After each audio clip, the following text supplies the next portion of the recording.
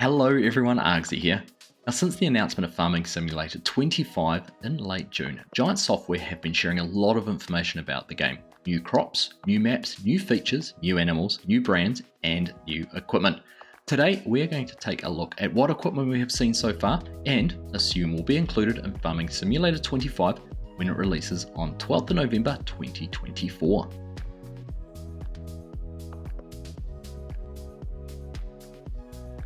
Before we take a look at the brands and equipment, a quick little public service announcement. Did you know that typically 50% of my channel viewers are subscribed, and for that I am grateful. However, it does mean that the other 50% of you are not. So why not take a second, click that subscribe button and turn on notifications so you can make sure to hear about new videos as they are released. You can also support the channel by pre-ordering Farming Simulator 25 or the DLCs for PC via the Giant store and using our partner code ArgsyGaming, all one word, at the checkout. Right, that's enough of that, let's go and check out the new brands. Now, as we've come to expect, part of the excitement of a new version of the game is what new brands and equipment are going to be part of the release. And of course, with new crops in rice and spinach, new equipment is a must. To date, we have seen almost a dozen new brands revealed. We've had J&M, Novag, International Trucks, Challenger, Cenobogan, Macdon, Summers, Aprilia, Missouri, and Merlot, along with the returning brand that was in Farming Simulator 19 but not seen in Farming Simulator 22, being Great Plains. It's along with the new brands, we have a host of brands which have been a part of the franchise for some time. This includes John Deere, Massey Ferguson, New Holland, Grimmie, Oxbow, Iseki, Load King, Bednar, Brantner, Case, Rudolph Trailers, Bent Agromaz, and Valtra. First up, let's take a look at some of the new equipment revealed, starting off with the Iseki rice gear. To plant short grain rice in a flooded field, you'll need the Iseki PRJ8D rice planter. Iseki is of course a returning brand, with the Iseki TJV985, a small tractor included in Farming Simulator 22.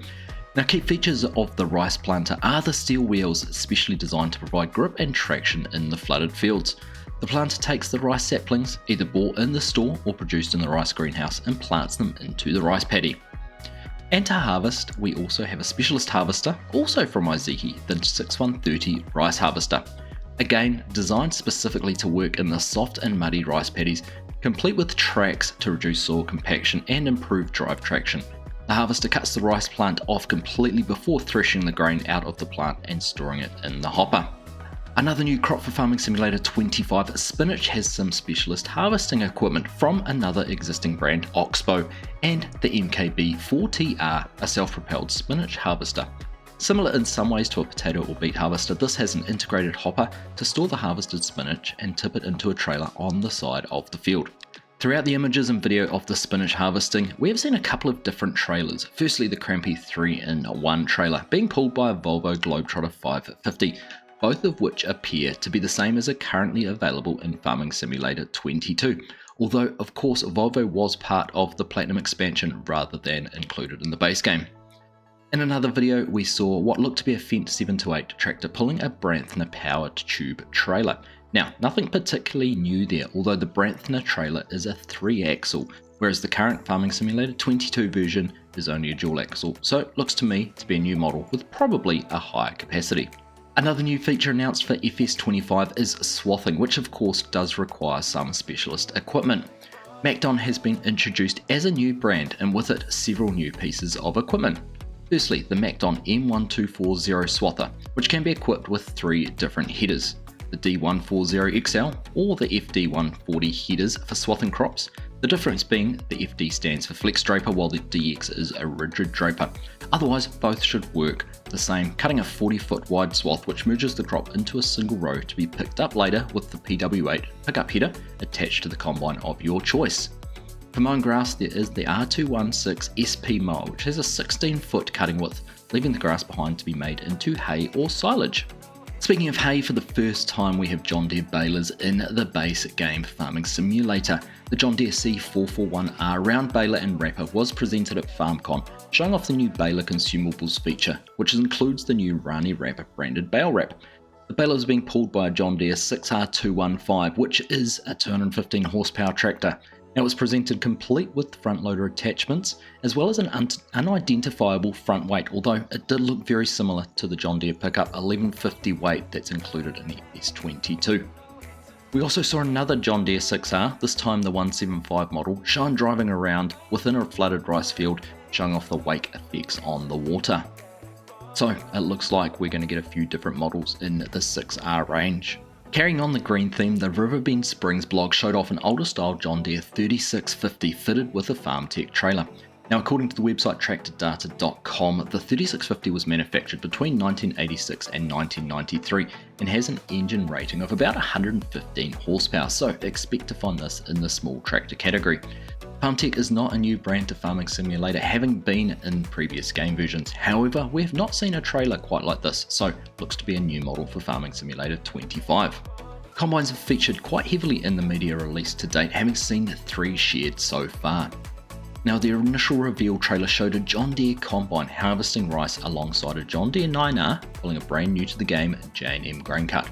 Now, my initial thoughts when I saw this combine was that it was an X9, but further video released since has shown a newly released John Deere S7 series combine. The combine's paired with a John Deere header. Now, getting back to the J&M cart, specifically the X1112, this is listed as an 1150 bushel cart with some other unique features such as an option for a right side auger rather than the traditional left side, and also either singles, duals or tracks as undercarriage options. It will be interesting to see what options the in-game version has, as well as any other J&M equipment with a wide range of auger wagons, seed tenders, gravity wagons, nitrogen applicators, header trailers and tillage equipment, all part of the J&M stable. Wrapping up the John Deere equipment seen so far, there was a Deere spotted in the spinach block. Now, this was either a 6R or 7R tractor, couldn't quite tell from the angle, but it was pulling an Aquila Drive 400 seeder. Now, Aquila is from the Agromaz stable, so not a new brand, but it is a new model to the game. The Drive 400 is a 4 metre wide seeder with a 2800 litre seed capacity. While it doesn't appear to have fertiliser capabilities, it is described as a disc cultivator and pneumatic seeder, so could possibly provide for direct seeding. No need to prepare fields first. Now, back onto the combines, the New Holland CR11 is the second of the large combines added to the game after the X9. We got to see this running a New Holland FD250 flex draper header with some nice looking flex on the header as it runs through the field. The CR11 Gold Edition is also a bonus in the Collector's Edition. The Case AF11 combine rounds out the large combine collection that we have seen within the FS25 media released so far. The header looks similar to the FD250 seen on the CR11, which would make sense with Case and New Holland being part of the same parent company. Now, while talking about Case, the Case 715 Quadtrac has been seen running tillage in a couple of videos, most notably within the announcement trailer, as well as in the recent Gamescom videos. Now, behind the Quadtrac in the CGI trailer was a Summers Super Chisel, while the Gamescom videos showed it pulling a Bednar Atlas AE Profi disc cultivator. Now, this has a working width of either 10.4 to 12.4 meters and needs 450 to 650 horsepower to pull. Bednar is not a new brand to Farming Simulator, however Summers is, and the Super Chisel shown comes in a huge variety of widths, from 16 foot right up to 60 foot, with the example shown certainly being on the larger side.